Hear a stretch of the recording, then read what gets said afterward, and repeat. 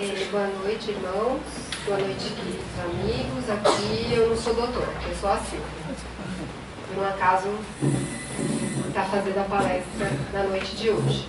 Nós temos conversado muito e se não fosse a obrigação de ler, de estudar e de assistir as palestras aqui, eu teria muita dificuldade de entender o livro.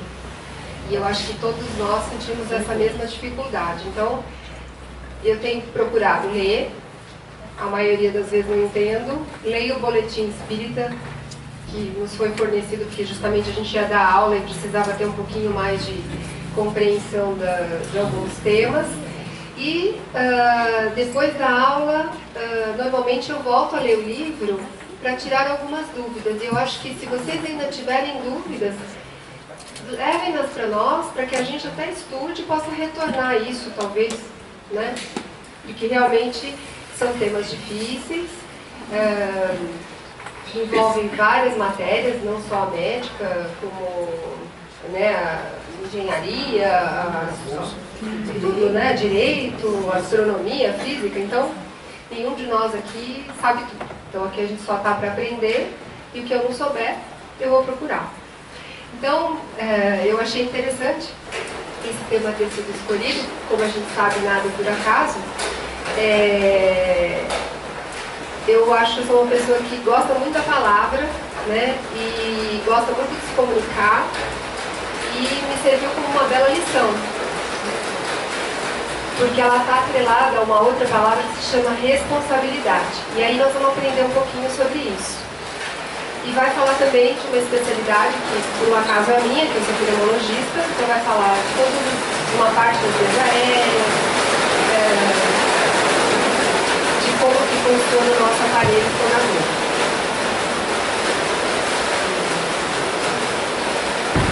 Bom, inicialmente, a gente tem a linguagem animal. E olha o que André Luiz fala no livro. Aperfeiçoando as engrenagens do cérebro, que a gente teve semana passada com a doutora Eugênia, um princípio inteligente, ele sentiu que ele tinha que se comunicar com os semelhantes. Então, para isso, ele teve que criar a linguagem, surgindo assim entre os animais, sob o patrocínio dos gênios veneráveis que nos presidem a existência. Então, a gente está estudando o princípio inteligente desde o começo, desde que a gente era bactéria, desde que a gente era uma ameba, depois virou uma plantinha, virou um animal. E os animais, eles começam a sentir uma necessidade de se comunicar através de pequenas palavrinhas, fonemas, gritos. Para quê? Para passarem a impressão do que eles sentem no meio ambiente deles, como também para a própria defesa. Então a gente vai ver aqui os répteis, né, que silvam, a gente vai ter os barracos, que são os sapinhos que coacham, a gente vai ter a comunicação das aves, principalmente contra os predadores, eles se comunicam entre eles.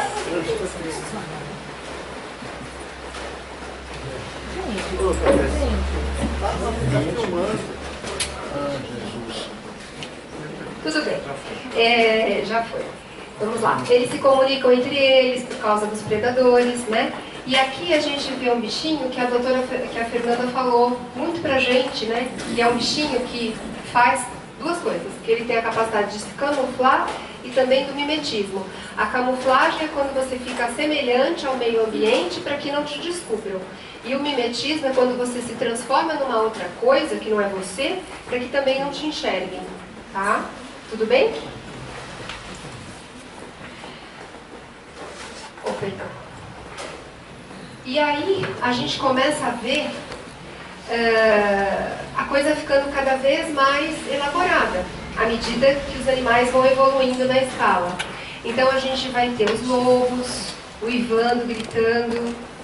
A gente tem o exemplo do cavalo, que é bem bacana. Quem já não viu um cavalo dando risada? Quem já não viu um cavalo ficando meio bravo, meio empacado? Quem já não viu um cavalo bravo, né? As expressões faciais do animal.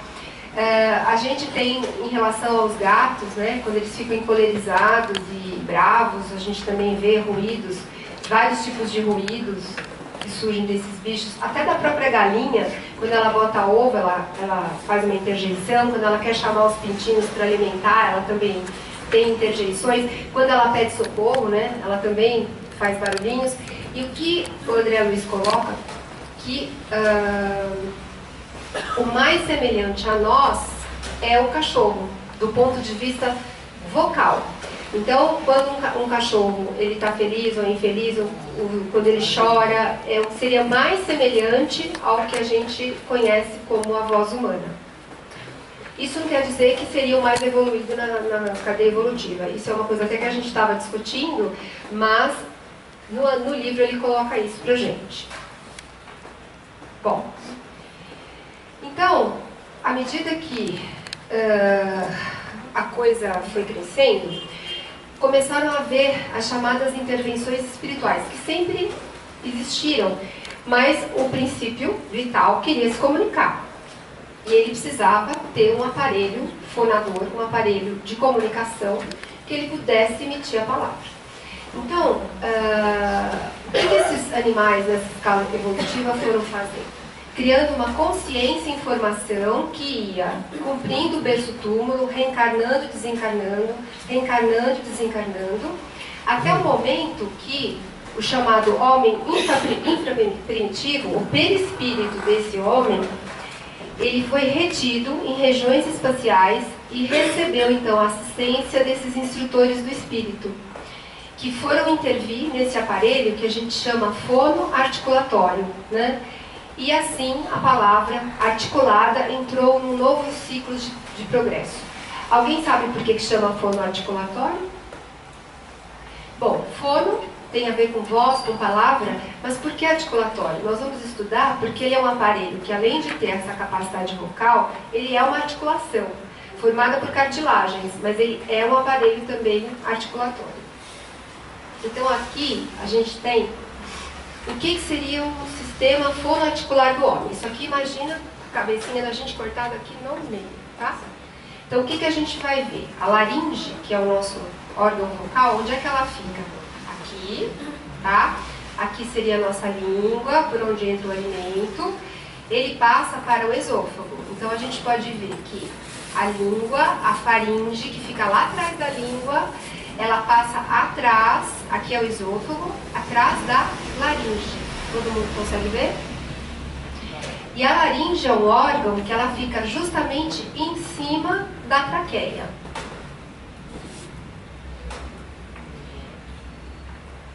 Então aqui tem uma outra imagem parecida com a anterior, aonde a gente pode ver a laringe, né?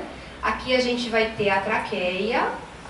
Na região posterior a gente vai ter o esôfago, e aqui a traqueia ela se divide, brônquio do lado direito, brônquio do lado esquerdo, e a gente vai ter os pulmões. Deu para ter uma ideia de como que é o aparelho, como é que a gente é um pouquinho por dentro? Então o aparelho, boca, esôfago, faringe ficam posteriores, a laringe, a traqueia, os pulmões ficam na parte anterior, e o coração fica aqui no meio. Tá? Alguma pergunta? Aparelhinho simples, né, Silvia? Oi? Aparelhinho simples, criado por acaso. Vai né? melhorar. Os nihilistas dizem que foi obra do acaso, né? Tá. Vai ficar mais bonito agora. Então, ó, a laringe, ele fala, fica acima da traqueia, adiante da faringe, como a gente viu, consubstanciada, ou seja, ela é formada por um esqueleto cartilaginoso, né? Então, é cartilagem, não é osso. É como se fosse o que a gente tem aqui na orelha, como a gente tem aqui no nariz. Isso é uma cartilagem, ela não chega a ser um músculo, pele, ela é uma cartilagem, quase não chega a ser um osso, mas ela é durinha. Ela tem algumas fibras, alguns ligamentos, né? E uma seleta formação de músculos que a gente vai ver, e que nas mãos sábias dos condutores espirituais, a maneira de um órgão precioso, entre os dedos de cirurgiões exímios no serviço plástico, delicadas operações no curso dos séculos para que os músculos mencionados pudessem se fazer simétricos e para que se vinculem de maneira à produção fisiológica da voz. Olha que coisa mais linda, é como se fosse um instrumento, né? um instrumento que iria tocar, não deixa de ser um instrumento de uma música, né? Que é a nossa voz. Então, que interessante, a laringe, a principal função dela realmente é a produção da voz, mas ela tem outras atividades. Então, aqui a gente vê o que acontece quando a gente respira ou enche o peito de ar. Isso aqui é a visão que a gente tem dessa estrutura compridinha, só que cortada nesse sentido e mostrada assim. Então aqui a gente vai ver a laringe e a gente vai ver, aqui são as duas cordinhas vocais. As cordas vocais se abrem, tá? E a laringe desce. Isso na nossa inspiração, como também quando a gente suga, por exemplo, um alimento. Já quando a gente vai deglutir ou quando a gente vai soltar o ar, ela sobe. Então vocês podem ver que as cordas vocais fecham, né? E a glote sobe, ou a laringe sobe. Por quê? Porque não pode entrar alimento enquanto a gente está comendo, né? Então tudo tem um motivo para acontecer e para realizar. E aqui ele fala também que a corda vocal, ou a laringe, né, que são as cordinhas vocais, elas têm uma musculatura e um tecido estratificado que tem uma pavimentação cilíndrica que é justamente para produzir esta ação sonora. Então ela foi construída desde o ponto de vista anatômico, como histopatológico, para que a voz pudesse sair da forma que sai. Bom, aí olha, coisa maravilhosa, né? Vocês não acham? Eu acho espetáculo. Pensa bem. Isso aqui é o que a gente está vendo, mas só do ponto de vista, como eu falei para vocês, do aparelho articular, tá? Então isso aqui é o pescocinho da gente. Oh meu Deus, desculpa. Estou acostumada ainda com o aparelho. Então isso aqui, ó, os homens têm bem evidente que é o pomo de Adão, tá? Aqui a gente já tem o começo da traqueia. Bem no pomo de Adão é onde a gente tem a nossa laringe. Acima a gente tem um ossinho que chama o ossinho hioide, tá? Em que ela vai se ligar do ponto de vista superior, tá? Aqui nós temos esse corte para a gente poder enxergar. E aqui seria como se fosse já um anel da traqueia, que seria esse aqui, ó, tá vendo? Então isso aqui já é a traqueia. O que é essa cartilagem aqui? A cartilagem cricoidea, tá? Ela é um anel modificado da traqueia, porque ele não poderia ser tão duro como a nossa traqueia é. Ele é um pouquinho mais móvel, tá? Além dessa cartilagem, a gente vai ter outras musculaturas, que são aqueles pequenos músculos que ele comenta que tem que ser simétricos e mantidos de uma maneira que o som possa sair adequado. A gente vai ter as duas aritenoides, que são essas duas, são protuberâncias que a gente tem, que internamente sai o ligamento vocal, que seria a corda vocal verdadeira, e externamente a gente tem uma musculatura, tá? O interessante é que o único músculo que não é bilateral é esse. A gente vê que tem de um lado, não tem do outro. A maioria dos músculos, se a gente olhar, tudo que está rachuradinho assim é músculo. Você vê que eles são todos pareadinhos, né? Exceto por este músculo aqui. Isso tem à sua frente a tireoide, que seria uma cartilagem tireoide e a própria tireoide, e acima tem aquele ossinho que a gente falou para vocês, que é o hioide. Então isso faz com que a nossa corda vocal, aquela estrutura vocal, possa ser acoplada nesse local e funcionar adequadamente, tá? Aqui é uma visão que seria de perfil, enquanto que isso é olhando por cima, tá? Então aqui a gente tem novamente aquilo que a gente conversou, que são as pregas vocais, né? As pregas vocais verdadeiras, né? A gente tem as pregas vocais falsas, que na verdade elas ajudam quando você tem que fechar e quando você tem que abrir. Elas ajudam nesse movimento de abertura e de fechamento, quando tem que abrir e quando tem que fechar, tá? E aqui seria só um desenho, esse aqui do lado, e aqui a gente tem na inspiração e na expiração.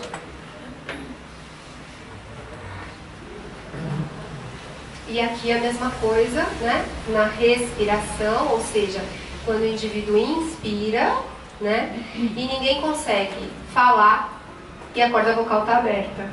Alguém já tentou falar respirando? É interessante isso, né? A gente só consegue falar aprendendo a respiração. Tanto que tem pessoas que falam muito, muito rápido e conseguem manter, né, sem respirar muito tempo, mas é difícil, né? Porque você tem que respirar para poder falar, né? Senão você não consegue. Mas é uma coisa tão automática e funciona de uma maneira tão precisa que a gente às vezes não sente, mas às vezes a gente sente falta de ar, de falar muito. Porque realmente parou de respirar, né? Você fica em apneia, né? Mas é interessante. Bom, então, aí vamos para a linguagem convencional. Olha só que coisa mais maravilhosa que a gente tem. Todas essas estruturas são responsáveis pela nossa fala. Não só a laringe, né? A gente tem estruturas ativas, estruturas passivas. Todas elas vão ter participação enquanto a gente fala. Então a gente vai ter desde estruturas que eles chamam de estogmáticas, palavra difícil, mas são relacionados à nossa digestão. Então a gente tem alguns órgãos que são do aparelho digestivo, alguns órgãos que são do aparelho fonoarticular, como a gente também tem até o próprio pulmão agindo aí, também como um agente, né, ajudando na produção da voz. Então a gente vai ver aqui que a gente vai ter a língua, né, a laringe, os pulmões, ossos, a gente vai ter a mandíbula, as bochechas, os lábios, as próprias pregas vocais, né? Tem os músculos respiratórios, tem os músculos da laringe, os músculos da língua, o palato mole, que fica na boca, lá atrás, pertinho da faringe, onde a gente tem aquela campainha, tá? Os músculos faciais, os músculos que levantam a mandíbula, a gente vai ter o nariz, né, o septo nasal, a própria faringe, o próprio palato duro, a cavidade nasal, a cavidade oral e os dentes. Ou seja, tudo isso para produzir a voz. E isso faz com que também a gente reflita, porque cada um tem um tipo de voz, né? Olha que interessante, dependendo do tipo de mandíbula, dependendo do tipo de língua, dependendo da forma que é estruturada, a gente vai ter diferentes sons, né? E por que um canta melhor, outro canta pior, e etc. Né? Então é bem interessante o quanto eles trabalharam para fazer isso pra gente. Bom, então tudo isso acontece para quê? Para que a gente produza a voz. Então como é que o negócio começa? Né? A gente começa aqui, ó. Pulmãozinho, respira, respira, respira, respira, respira, respira. Junto com a estrutura fonoarticulatória que a gente já viu, que seria aquele aparelho articular. Isso tudo vai produzir o que a gente chama de uma energia aerodinâmica durante a fase que a gente solta o ar. Isso vai transformar essa energia aerodinâmica numa energia acústica, que sofre a ação do quê? Dos componentes musculares e da própria prega vocal, né? Da própria corda vocal. Vai sofrer influência das estruturas acima da glote, acima da laringe, e que vai converter a voz em ressonância, que vai para dentro da boca, que sofre a ação de vários, que a gente já viu, que é a própria faringe, a língua, o lábio, a mandíbula, a bochecha, e aí a gente fala. Eu consegui falar tudo sem respirar, só na expiração. Mas é tudo, né? Eu achei muito legal rever tudo isso daí. E aí a gente tem aqui só um resuminho, né, da fisiologia da voz. Tem vários tipos de voz, depois quem se interessar, voz pelo nariz, voz pela boca, mas que não é o nosso objetivo aqui, é apenas aprender que tudo isso foi construído para que o homem pudesse se comunicar, né, e a produção deste aparelho. Bom, aí a gente começou a falar, gente. Pra que serviu isso, hein? Foi bom ou foi ruim pra gente? O que vocês acham? Foi bom. Acho que foi bom, acho que foi ruim. Vamos lá. Então, olha lá. O homem já tinha adquirido o quê? Aqueles gritinhos, aquela mímica, a mesma coisa que os animais têm em relação ao seu dono, né?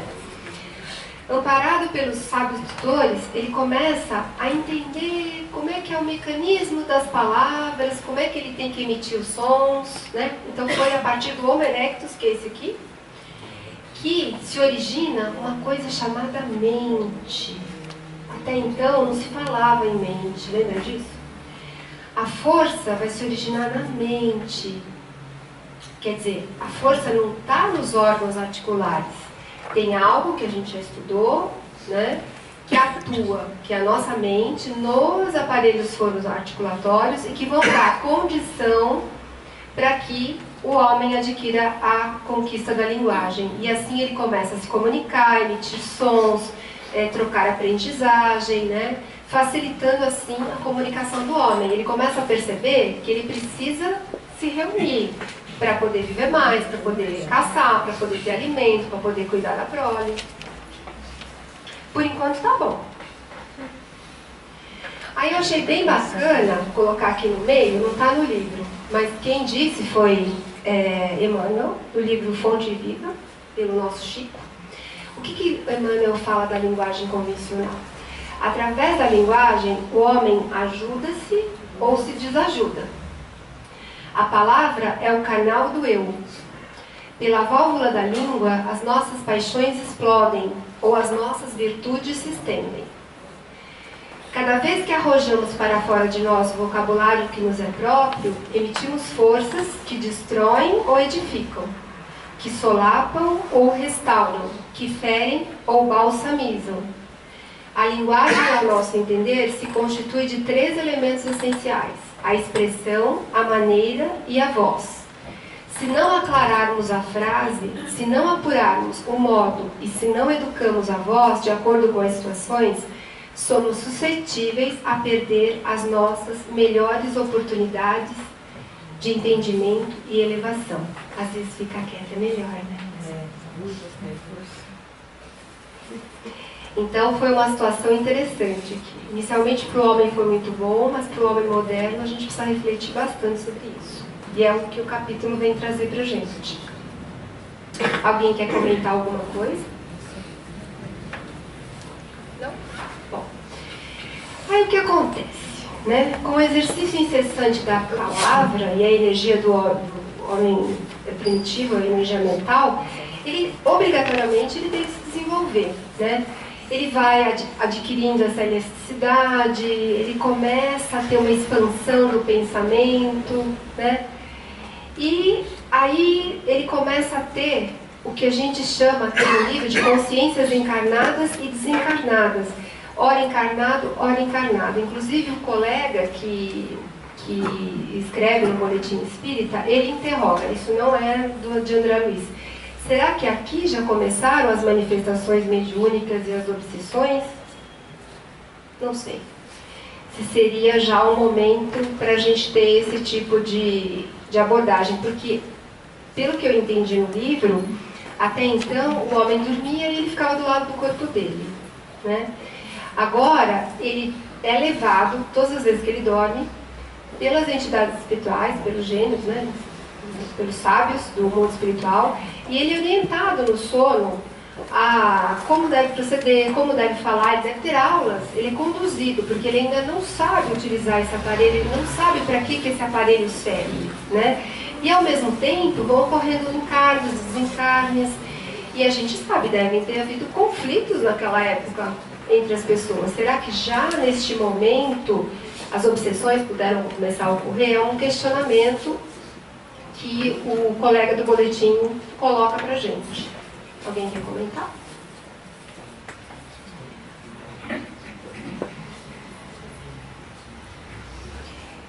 E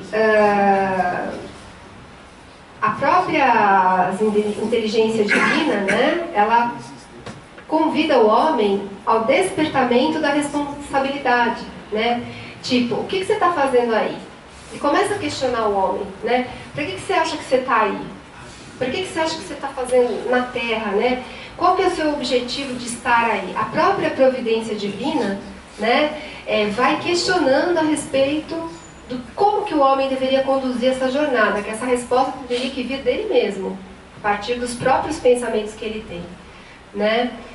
E anteriormente o homem pensava parecido com os animais, ele tinha que se defender, então eram pensamentos fragmentários, né? Ele só pensava em se defender, em fugir, comer. Agora não, ele consegue formar algumas ideias. E a partir disso, esse pensamento que eles chamam de pensamento contínuo, vocês estão enxergando? Não.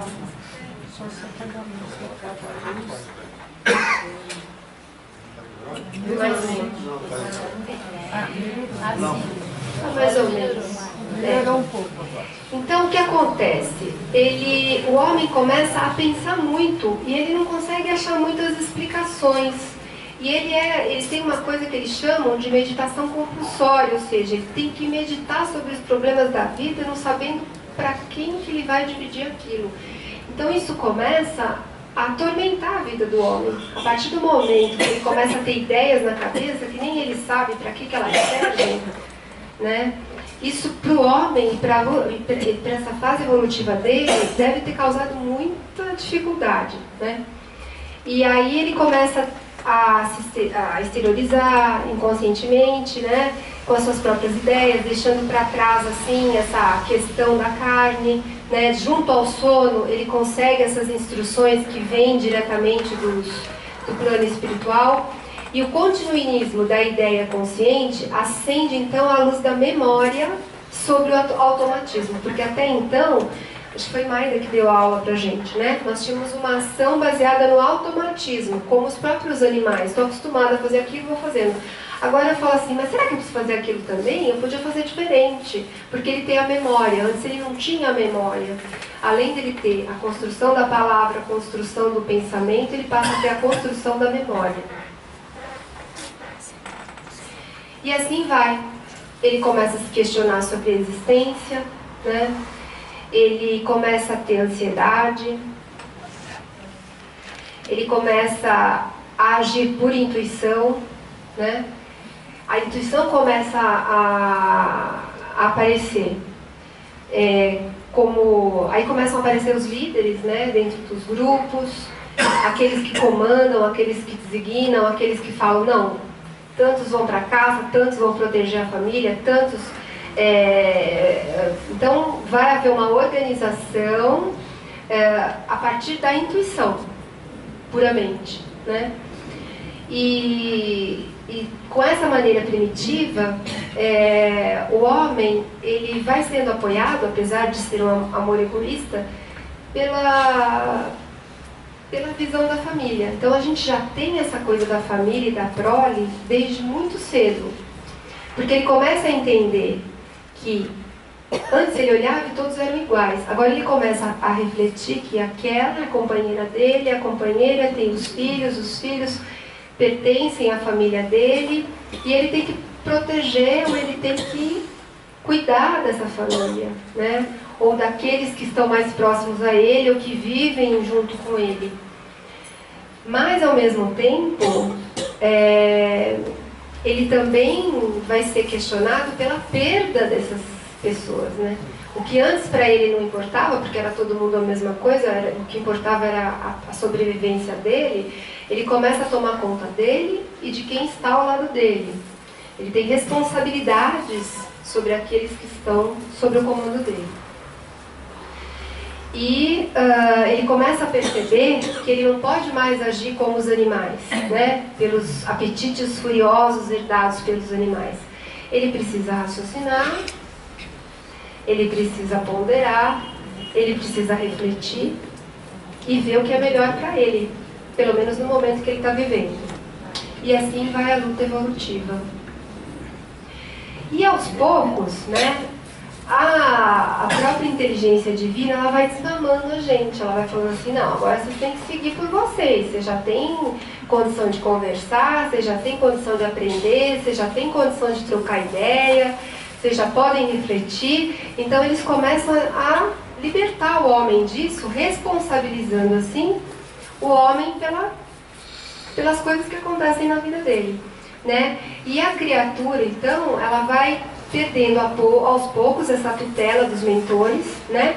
E começa a estabelecer as suas próprias diretrizes de vida, que seria o que a gente chamaria de ideia moral da vida, né?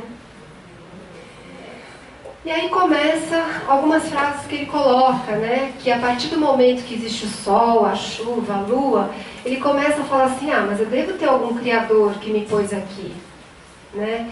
Ao mesmo tempo, como eu falei para vocês, ele sofre com os filhinhos, com as doenças, com a perda da família, com a constituição familiar.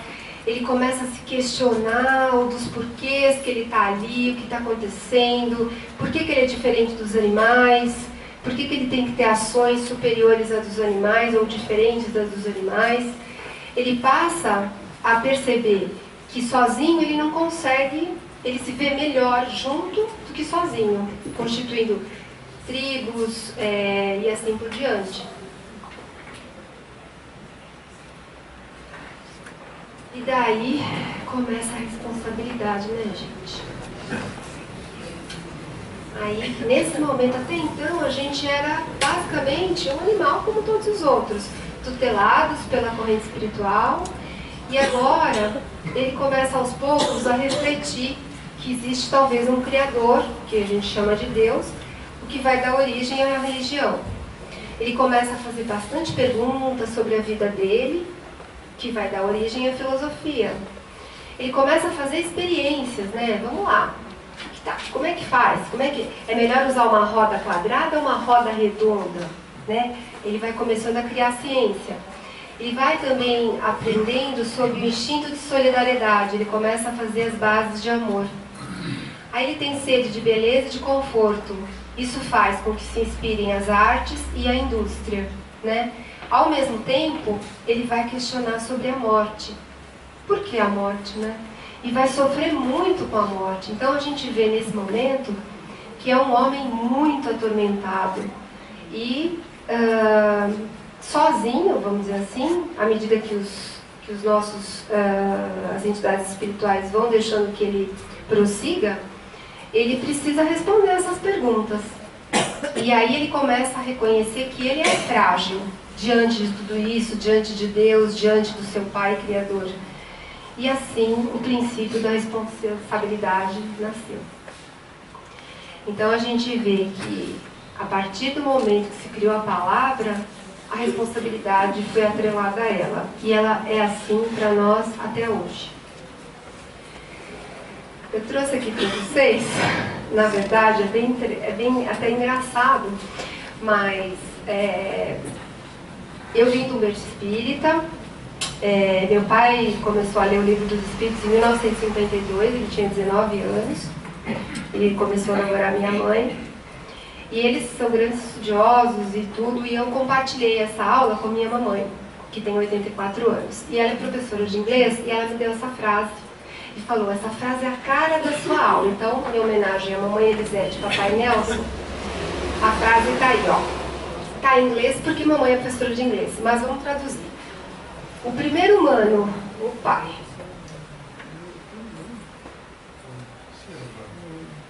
O primeiro humano que lançou ou que proferiu um insulto ao invés de uma pedra foi que realmente fundou a civilização. E aí a gente vê aqui, né, o homem da caverna falando com o Freud, ó, foi Sigmund Freud falou. Vocês lembram do Freud? Olha aqui, ó. Então, na verdade, a civilização começou a partir daí, quando a gente começou a falar, começou a pensar, começou a raciocinar, começou a interagir um com os outros.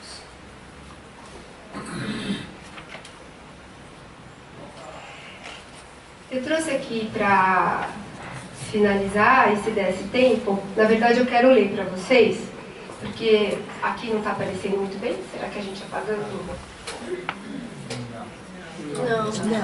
Não.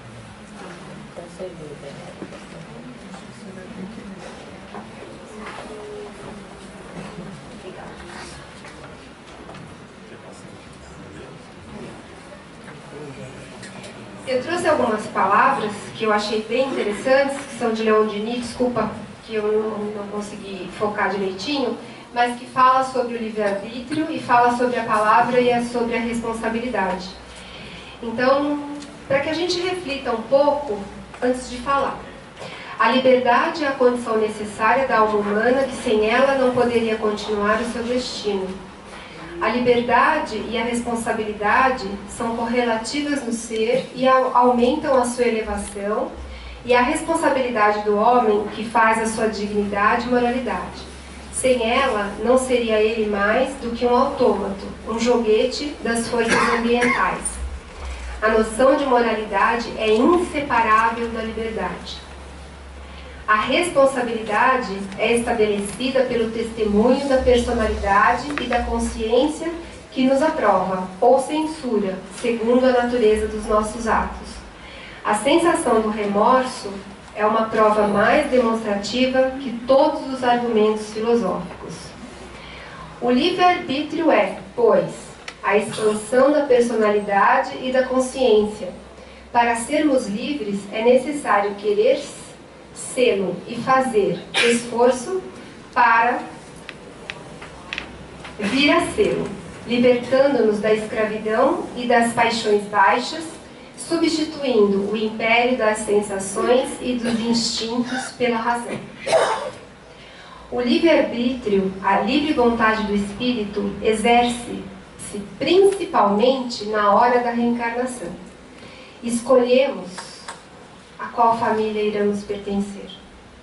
Certo meio social, aonde de antemão já sabemos quais as provações que nos aguardam, mas compreendemos igualmente a necessidade dessas provações para desenvolver as nossas qualidades, curar nossos defeitos e despir os nossos preconceitos e vícios. Então eu acho que foi essa palavra, né? Foi essa ação do pensamento contínuo que nos capacitaram a desenvolvermos do ponto de vista moral, do ponto de vista ético e do ponto de vista espiritual.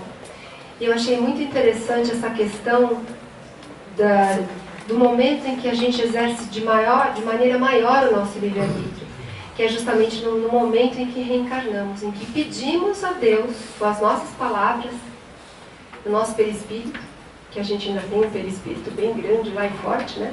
A gente não é espírito angélico, está muito longe disso.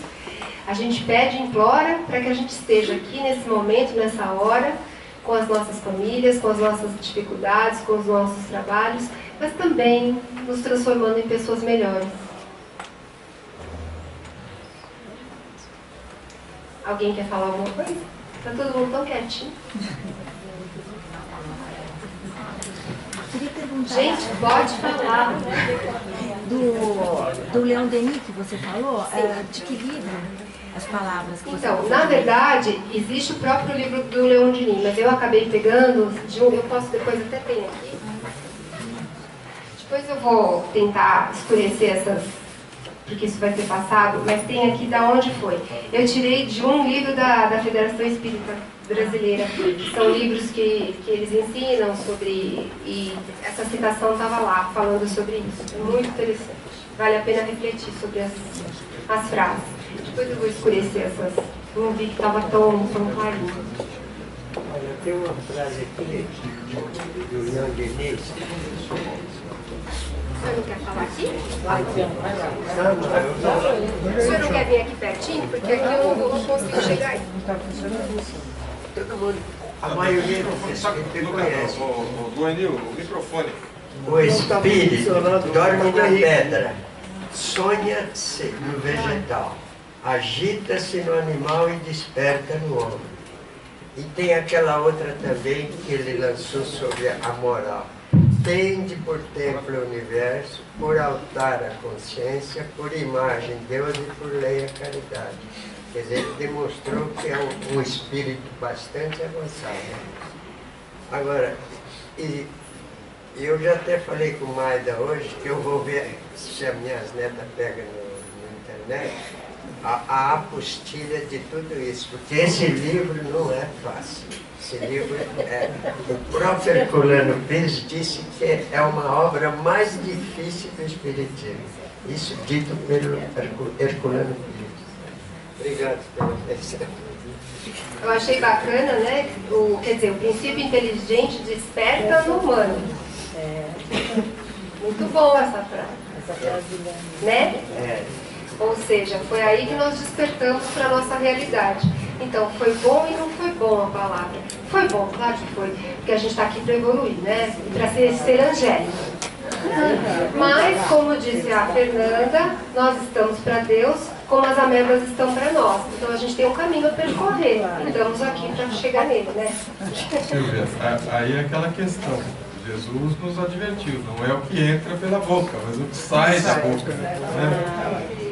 Agora, tecnicamente, daí é bom, hipoteticamente, melhor ainda, hipoteticamente, nós podemos então dizer que o livre-arbítrio começou com o homem de Neandertal. Perfeito. Né? Porque os sapiens sapiens vêm depois com capelinos, tá? Mas aqui os da terra mesmo, o livre-arbítrio passou a partir do homem de Neandertal que tinha um pensamento contínuo. A partir contínuo. do pensamento contínuo da responsabilidade, o livre-arbítrio está atrelado. Então, assim, eu achei que encaixou o Leondini perfeitamente, junto com a palavra e a responsabilidade do livre-arbítrio. E o objetivo da gente existir? O objetivo que Deus existe e porque Ele criou todo esse mecanismo, criando o espírito simples e ignorante, passando por toda essa reforma. Nós vamos buscar uma resposta disso um dia, talvez no plano eterno. Acho que a resposta virá dia a dia. Da mesma maneira que a ameba não entendia como é que o aparelho fonoarticulatório, veja bem, se eu falasse para a ameba, que é aquele ser unicelular, olha, eu vou explicar para você como é que funciona o aparelho fonoarticulatório. Ela não ia entender. Hoje todo mundo entendeu alguma coisa, vai, gente? Deu para entender, né? Músculozinho, cartilagem, prega vocal. Então, de repente, nós somos uma ameba diante de todas essas respostas. Nem que Deus quisesse falar, a gente não ia entender. Tem que ser bem. Então, a gente está aqui gradativamente aprendendo. Esse livro, quando foi lançado, talvez poucos tenham entendido. Nós hoje estamos tentando entender um pouco mais. Né? Então, assim, talvez seja isso. Não tem que aceitar. Saber que Somos amebas diante da divindade. Obrigada. Agora, avisos, pessoal, calma. É muito importante que... Tá tudo bem? Estão me ouvindo aí? Não? Agora, alô? Não? Agora sim, muito bem. Um aviso muito importante. Eis que chega a vencedora da joia, doutora Beth ali.